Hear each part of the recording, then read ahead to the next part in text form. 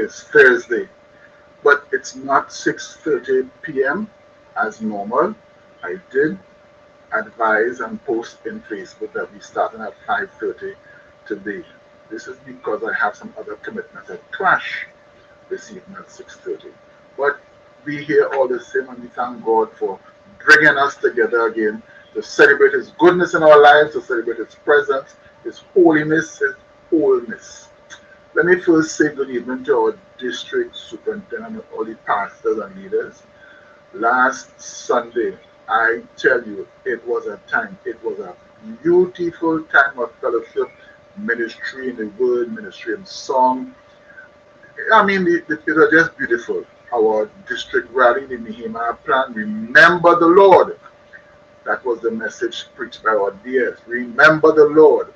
It was a powerful time of ministry and receiving, hearing direct from the heart of God. I mean, that morning from about 9 till about 12 was just fantastic.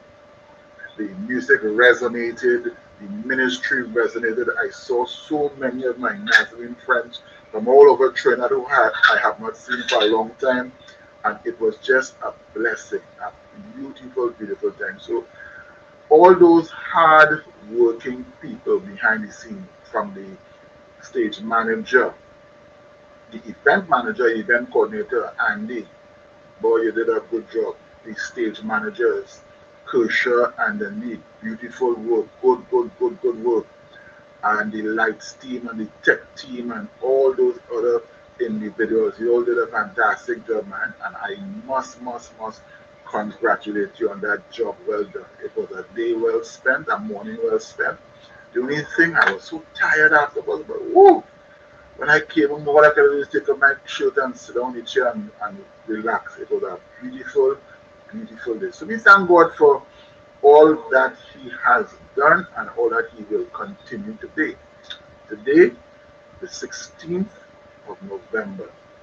So if we do a little math, we just have a 16 from 30, that's about 15 more days before November finish, and we start December Christmas. Whoa! I'm excited. I'm excited for this Christmas. You know, kind of, even though there are things that make me feel a little sad, I lost my niece this year. I lost my very good friend from over Star Chief. I lost some people, and that grief is real. But I'm not going to allow that to dampen my spirit, to prevent me from just praising God and thanking Him every single moment of the day and of the days to come in this year, 2023. So I look forward to a beautiful ending to 2023, and I pray that just for you as well, 2024 will bring abundant blessings in the name of Jesus. This evening we continuing, as you would have noticed, those of you who follow my page, the Gospel Magazine page. Um, we continue the issue of parenting. And I want to continue that probably until the end of November. And I may even go over because it is so deep and it is needed, it is necessary. It is necessary. Um, Sometimes you're in different circles within your community, within your church, within other social arenas, and it is sad the things that you hear. It is sad the things that you see when it comes to parenting and children, parents and children. This all started a couple of weeks ago, a month or two ago, rather, with the child who was expelled from his school. That just triggered everything else. And we saw so much. But I think what is lacking in our communities, plural, in our nation, in our school systems, while we cater to these children, our nation, the system doesn't cater to the parents of those children. And those parents need help. A lot of those parents who bring their children to school, they need help. Whether they ask for it or not, they need help. Because it is such a challenge, except that you have a lot of resources at your fingertips. It is a great challenge to manage the curriculum that is put forward to your children. It is a great challenge to finance the education process while they get education free. They still have to pay for transport, they still have to pay for food. There's lots of things they have to pay for. And if the income you earn from your daily job or jobs is not sufficient, it's going to be a challenge. If you have not been taught how to manage money, if you have not been taught how to manage people, it's going to be a challenge. And sometimes when people feel so challenged, it manifests itself in very negative behavior towards their children. And it's a very simple verse. I don't want to repeat the whole thing. I'm not going to say the whole thing. Train up a child. Um, train up a child. You know what we see now? Make the child, leave the child. Let the child fend for himself. There is no concerted, continuous effort in terms of training the child.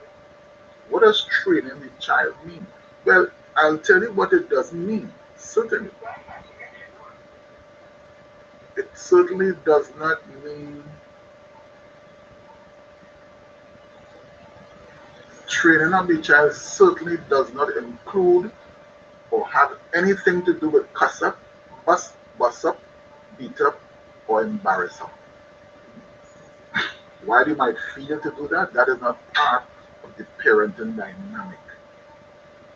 Parent children will test you, children will wear you down, children will carry you to the limits, but it doesn't give you the right to cuss up, beat up, embarrass up, or any other kind of up. Train up the child means two things first. There are a lot of things there. It means two things first. Building relationship with the child. If you have more than one child, building relationship with your children. And two, respecting the children. Just as you want to be respected, you have to respect the child as well. Now, when we talk about their relationship, oftentimes the first thing comes to your mind is man and woman getting together, having a relationship. That's the first thing. You have to have relationship in so many areas of your social life. Okay, you have to have relationship in so many areas of your social life. And it's important for us to understand that when God brings this lovely child into your life, you go to the hospital, the private clinic, and the doctors say you have a son, you have a daughter. Immediately, your life changes. In fact, well and truly it changes from the time you find out that your wife, your girlfriend is pregnant. Your life changes. Okay? Relationship starts with you, dad. I'm going to talk to the father because then I'm going to speak a bit to the mother. When you start to look at this child with a measure of tenderness, and you start to communicate that tenderness, the way you speak, the sound of your voice, the tone of your voice, you know, when you speak in a way that does not bring fear to the child, because that child is coming into a new world. For 9 months, that child's world was mommy's stomach. Now they have exited that and coming to this world.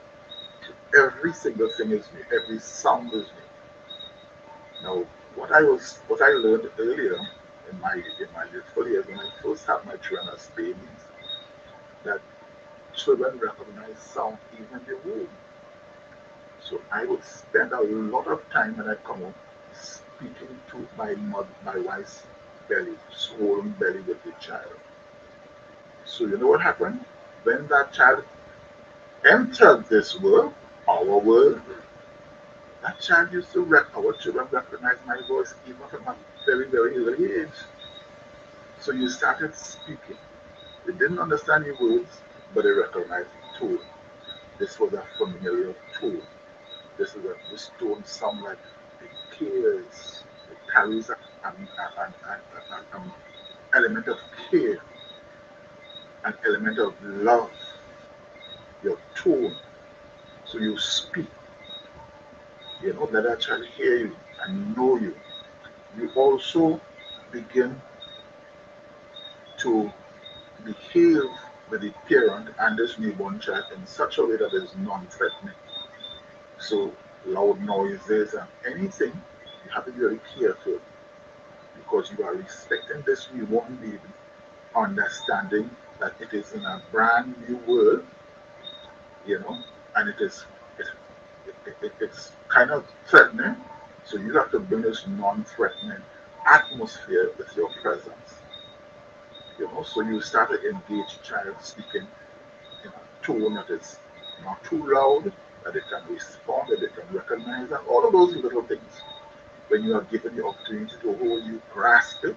What is what I have seen, kind of like normal practice now in birth clinics, maternity clinics. When the father is around, they advise the father to sit in a chair bareback and put the baby on his chest, so the child learns that new smell, that other smell.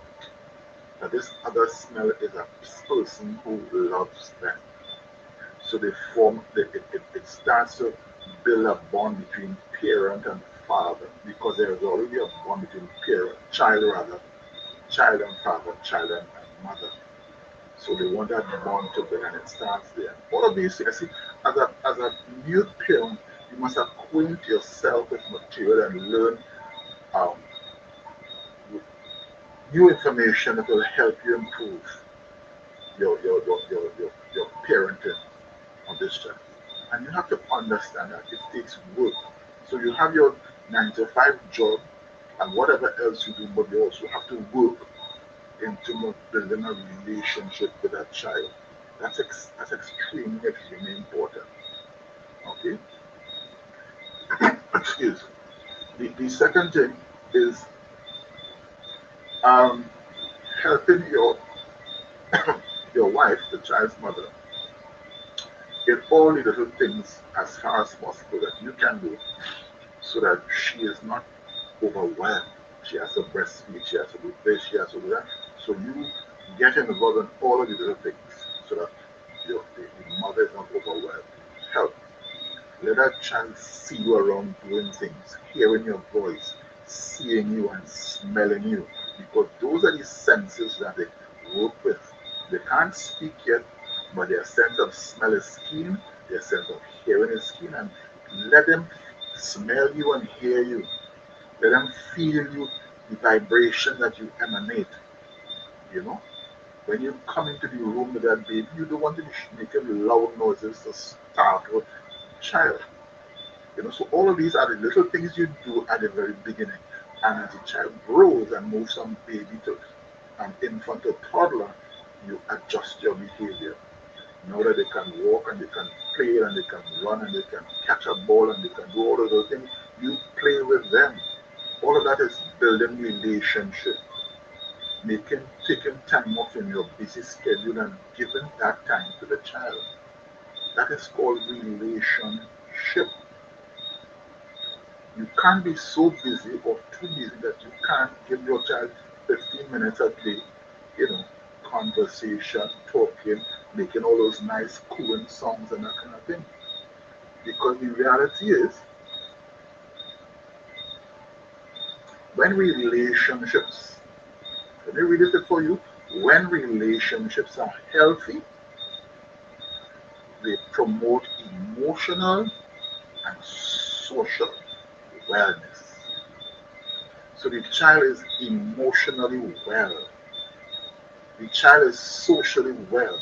Emotionally, your child feels so loved because mommy and daddy especially is there helping mommy and daddy is there doing all those little things, cleaning me up and all those other things that daddy is doing with the baby.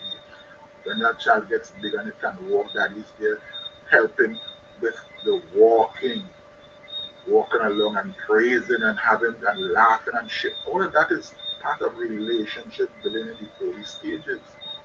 And then when it's time for preschool, you walk in and you go into preschool and drop off the child. All of these things, you know, all of these things is about creating healthy relationships, mom and dad. Healthy relationships. So by the time they get to primary school and secondary school, you have built a habit of creating and building that relationship with your child. They can trust you. And when they can trust you as an adult, they learn to trust the other adults they are introduced to at the primary school and the secondary school. All the new miss and so wherever. That's what is going to happen. And very important too,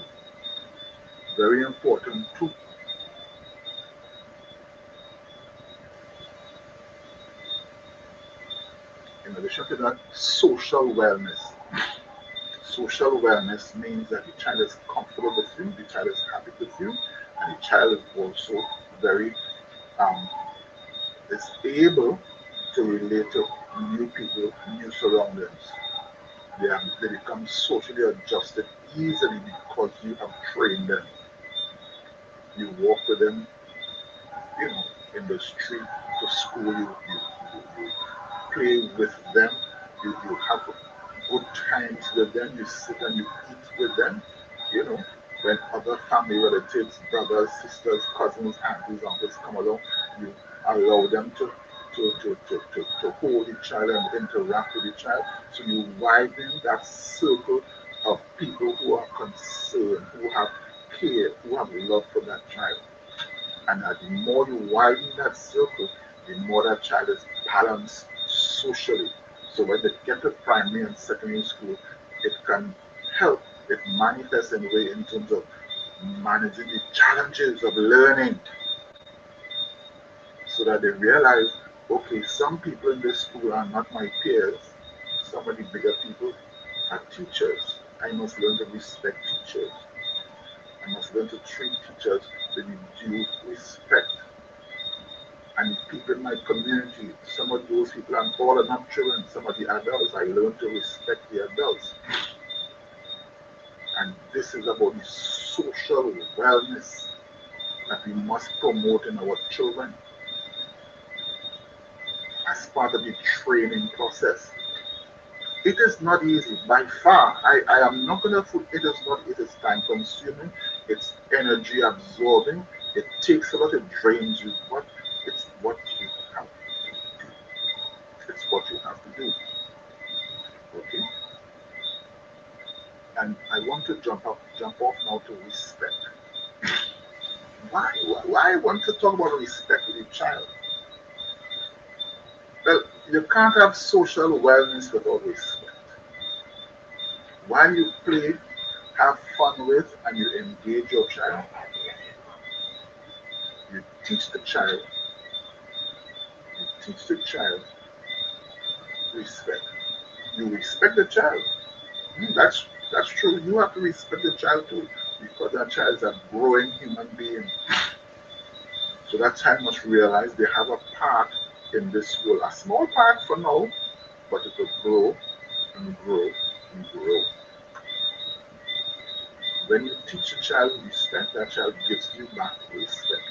There's appropriate language styles, methods of communication that child must understand.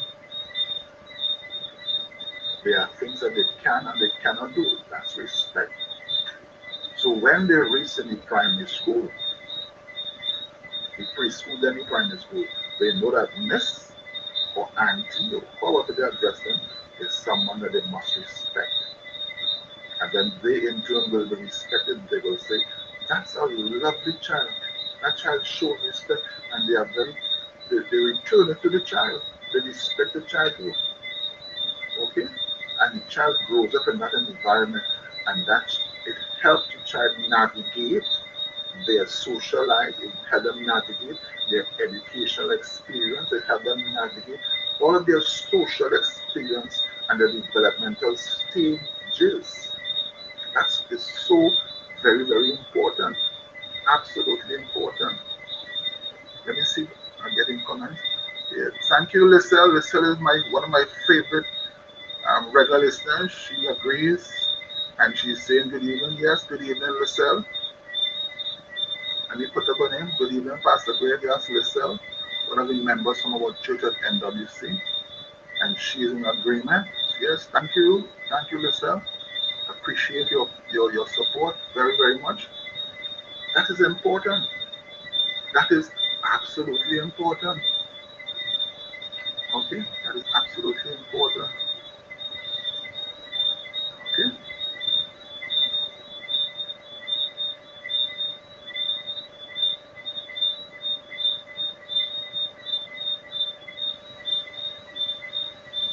So as part of the respect dynamic, okay, we know to refrain from the abusive language. Abusive language does not bring or build respect. It breaks down. It breaks down the child morale.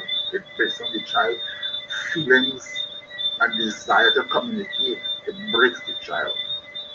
That's what gossip and abusive language does. And you want to take abusive language or any kind of abuse out of the equation of you and that child. You may be tired. That's understandable. Work was hard today. Whatever happened at the job, work was tough. Driving home, they get some bad drive. You didn't put on the glass in time and rain was falling, a car splash on a wet and all kind of stuff happened. That does not give you an excuse to be abusive to your child. That's not. That doesn't give you an excuse to be abusive to your child's mother. How you treat that child's mother in their presence is extremely important. The child understands how or the model of behavior between adults. So you treat your wife or the child's mother with courtesy and respect. The child knows to treat that person too with courtesy and respect. That's how the children learn. Learning doesn't start when they reach in school. No, learning starts in the womb. Learning starts when they just exit the womb. You show the mother care and concern. You show love. You demonstrate courtesy. All of these elements are part of the training of process. Demonstration that measure respect. You build into the child's understanding of the world. And this is how you interact with other humans. This is how you socialize. You never get angry to the point where you want to use obscene language and you want to injure or hurt someone. That must not be in the equation. Children who see abuse, abuse others. Children who are abused, abuse others. It's as simple as that. Because what you are doing, you are teaching them a behavior. It is illegal, it is not right, but it's a behavior that you teach. That cannot be approved. That cannot be approved, that cannot be accepted. So fathers, your job first and foremost is to be very present. You may not be married to the mother for whatever reason, okay, but you must be a present father to model the right behavior and to show concern, genuine concern. Mothers, even when you disagree, you must not let that disagreement manifest in a behavior or some kind of action that sends wrong or bad signal to the child. It's very, very unhealthy. So you want to practice healthy behavior around your child and with your child. And that will translate to the child's social wellness. I want to remember this social wellness. Very, very important. Children who are socially well are respectful, they do well in their schoolwork, they learn how they know to speak to adults properly because it's a practice, it's a behavior style. Children who are emotionally well manage to learn the art of managing their emotions, learn the art of listening. Okay, I may be disappointed, I may be feeling whatever, but because I am in this environment called school, I may be in this social environment called church or community in this group or wherever I am in some social gathering, I must understand the appropriate behavior for that environment. I don't let my emotions run me. I am angry, so I cuss anybody and I vex up, vex up, vex up. I am angry, I feel hurt, so I strict and I am disrespectful to the adults who I come into contact with. I speak to Miss and so however I want because I am angry. I did not get $20 from mom. Instead, she only gave me five because she didn't have enough. So I'm angry. You're angry with the world. So that is not the way. That is not emotional wellness. That is not emotional wellness. Must not or does not allow your personal feelings to break the rules of normal behavior, rules of conduct and appropriateness. It's as simple as that. That is important, very, very, very important. Parents, you must promote emotional and social wellness. Okay? That's part of the train up process. Okay? Train up. Train up. Okay? You train the child emotionally, you train them socially, you train them behaviorally, you know, so that when in their later life or when they decide, I love this person, I want to spend the rest of my life with this person, they know how to behave, how to conduct themselves in a relationship because they took a model from their parents. And this is why I'm saying we have to find a way. I am challenging the Ministry of Education. We have to find a way to interact more with the parents of these children. Yes, it's 20 plus thousand children, 50,000 plus 25 in primary and next 25 or so in secondary. How are we going to do it? I don't know for sure, but there's enough people around. Break it up, collaborate with the police, collaborate with social workers, collaborate with different organizations, sporting groups, and whatever. Collaborate. Yes, the teachers are not enough. Yes, the teachers are overwhelmed, but collaborate and use all of those external resources so that they are part of the helping process, helping to raise good, emotionally sound, and socially well children. Here in my community, we have a football group, a young man coaching them, call him Coach Man. He does really, really good work with a bunch of young boys. And I hope we have supported him. Okay? I work with the police in my group, police station, the inspector and the sergeant and whoever. I work with them to promote wellness in my community. So an older gentleman walking down the street or using the going from home to the drugstore, home to the gas station, home to wherever, you know, I don't want to be accosted by people. It's very, very important. Very, very, very important. Very important. So I want to thank Lizelle for continued support. I want to thank our DS, Reverend Ryan Williams. I want to thank Stacia Monroe, the office manager, lovely lady. I didn't get to see her um, this weekend going in Napa. I don't know if she came, but I look forward, I look up to see you. And yes, I miss a lot of people. I mean, when you're in a crowd with 1,500, you're not gonna see everybody, but I did see a lot. Amen. So one more time, we are out of time, and I thank God for you.